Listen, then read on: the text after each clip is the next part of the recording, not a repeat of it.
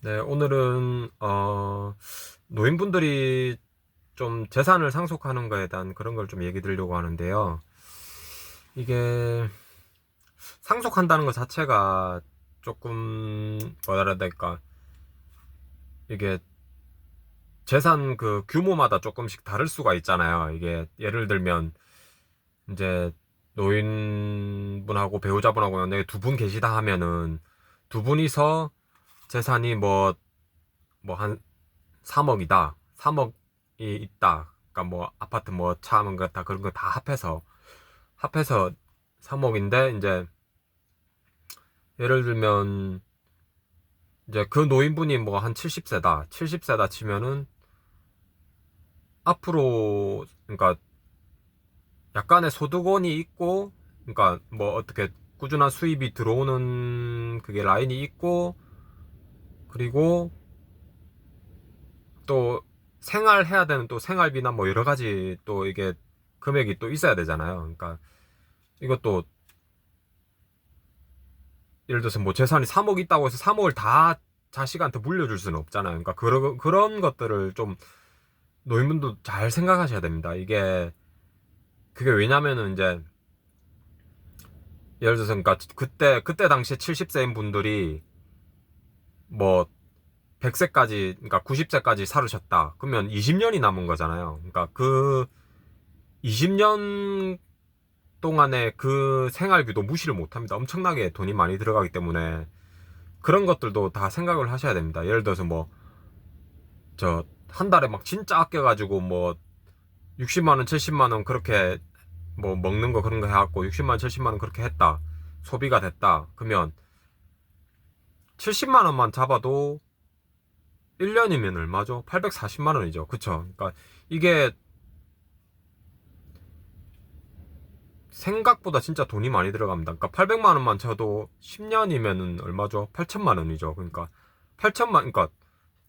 8천만 원 이상 있어야 된다는 소리예요. 10년 엄청나게 아껴가지고 그것도 돈을 엄청나게 아껴가지고 뭐 그러니까 70만 원, 한 달에 70만 원이면 뭐 경조사 뭐 결혼식 이런 거 못 갑니다. 못 가고 그리고 뭐 어디 뭐 취미생활로 뭐 골프 치고 그런 거 전혀 안 됩니다. 전혀 안 되고 뭐 어디 잠깐 여행 가는 거 뭐 1박 2일 뭐 어디 펜션 놀러 그런 거 전혀 안 되고 그쵸? 그런 거 전혀 생각조차 못 합니다. 70만 원이면 먹고 살기도 힘들 거예요, 아마.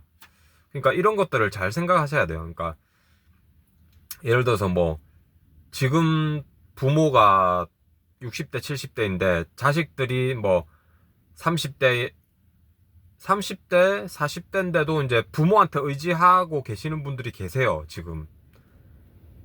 그 인원이 생각보다 많습니다. 그러니까 자식이 보면은, 어, 거의 20대 후반, 20대 후반도 아니죠. 빠르면은 뭐 20대 중반 정도 되면은 거의 일을 할 수가 있죠. 남자분들 같은 경우는 군대 갔다 오면 23살, 23살, 24살 그때쯤이죠.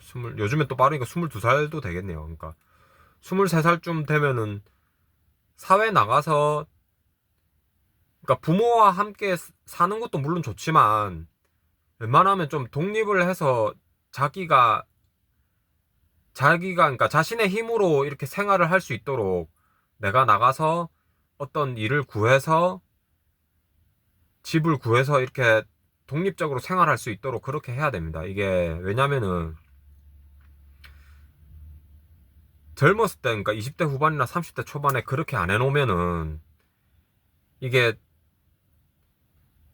2년, 3년 이렇게 시간이 지나면서 그러니까 자신은 몰라요. 자신은 모르는데 계속 뭔가 부모가 편하니까 부모한테 의지를 하게 됩니다. 그러니까 이거를 좀 잘 생각하셔야 돼요. 그러니까 부모님들도 아, 내 자식 물론 예쁘죠. 예쁘고 귀하고 소중한 거 알죠. 그러니까 다 그렇게 소중하지만 그래도 독립을 좀 할 수 있도록 그러니까 늦어도 한 서른 중반 전에는 독립을 할 수 있도록 그렇게 해야 됩니다. 그리고 어 자식도 부모한테 의지를 하면 안 되지만 부모님들도 그러니까 뭐 60세 이상이신 분들도 이거를 조금 생활을 하실 수 있도록 열심히 모아야 됩니다. 4, 50대 때. 그러니까 이거를 잘 생각해서 이거를 계획적으로 하셔야지.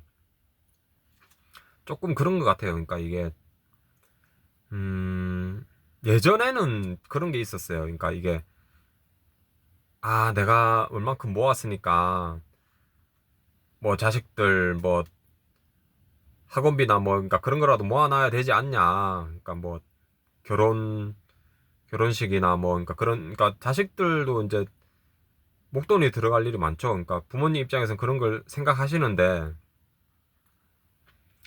그래도 조금 시대적인 그런 생각들이 많이 바뀐 것 같아요. 요즘에 보면 뭐 무조건 부모에게 의지하자. 무조건 뭐 노인이 나이 들었다고 자식이 봉양을 해야 된다. 그러면 그러니까 생각을 해보세요. 그러니까 자식이 나이 든 부모를 봉양하려면 자식은 일을 못 합니다. 그러면 어떻게 먹고 살 거예요? 안 되죠. 그러니까 예를 들어서 뭐 자식이 뭐 한 달에 얼마 못 받는 그런 급여 얼마 못 받는 그런 일을 하는데 일을 멈출 수가 없죠. 먹고 살 수가 없는데 그죠? 그러니까 이런 것들도 잘 생각하시고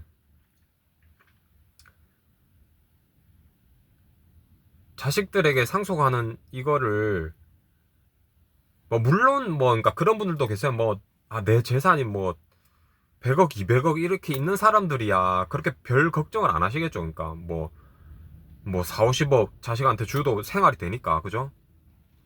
그런 거는 되는데 예를 들어서 아까 초반에 그 말씀드린 것처럼 2억, 3억 있는데 그런 분들은 둘째치고 솔직히 그러니까 노인분들 중에서도 이렇게 뭐 2, 3천만 원 없는 노인분들도 진짜 많으세요. 그러니까 주변에 보면 그런 분들은 어떻게 할 거예요? 그러니까 그런 분들 보면은 자식들도 그렇게 형편이 넉넉하지가 않습니다. 대부분 보면. 그래도 어떻게든 살아보겠다고 자식들도 이렇게 그나마 또 이렇게 좀 부모님 많이 생각해주는 그런 자식들은 그래도 어떻게든 좀 이렇게 봉양하려고 노력은 합니다. 그러니까 그런 것 보면은 좀 안타까운데, 그러니까 이런 것들을 자식들과 잘 의논해 보시고, 그러니까 마지막에 좀 이렇게 말씀드리고 싶은 거는, 그러니까 무조건적인 상속은 조금 이렇게 생각을 해 보셔야 된다는 거예요. 내 재산이 특히나 얼마 없다면 그런 거를 조금 생각해 보시고 진행하셨으면 좋겠습니다. 네, 이상입니다.